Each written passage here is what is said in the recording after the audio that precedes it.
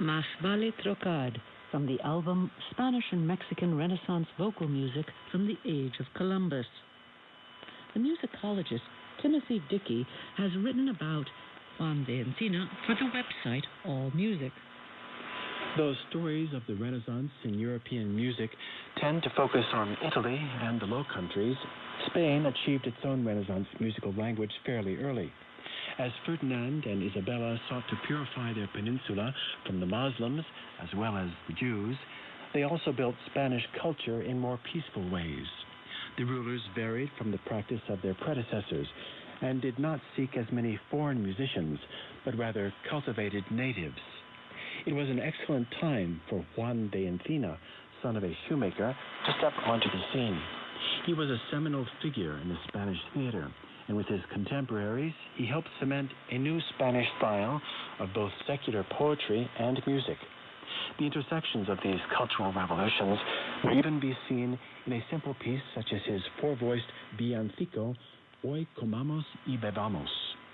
It may have been composed for amateur performance during a Spanish play, either by a soloist with vihuela or by a group of singers. Its music embodies two important Spanish innovations of the time, the villancico form and a dance form known as the folia. Timothy Dickey continues. As a villancico, Hoy comamos y bebamos is a textbook example. The musico-poetic form seems to have been central to the new Spanish courtly taste.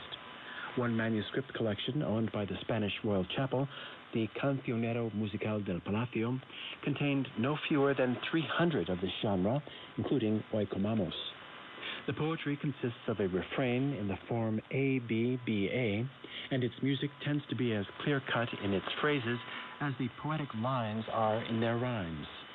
In this case, the text is an expansion of the time-worn phrase, "Eat, drink, and be merry, for tomorrow we die." In Encina's text, the death is not quite literal. The next day will be the religious holiday of the tongue-in-cheek Saint Antruejo, for which everyone must fast. Encina's music proceeds in closely clipped phrases, simple modal chord progressions, and sprightly syncopated rhythms. It also offers one of the earliest surviving examples of a specific dance melody that would become immensely popular in the 16th and 17th centuries, the folia.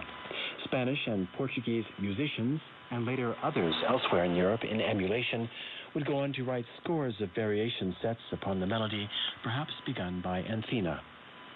Those were the words of Timothy Dickey from the very helpful website AllMusic.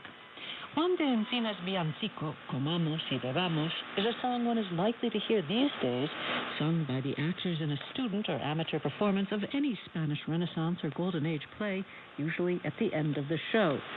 In the same spirit, we'll close with Comamos y Bebamos. Eat, drink for tomorrow.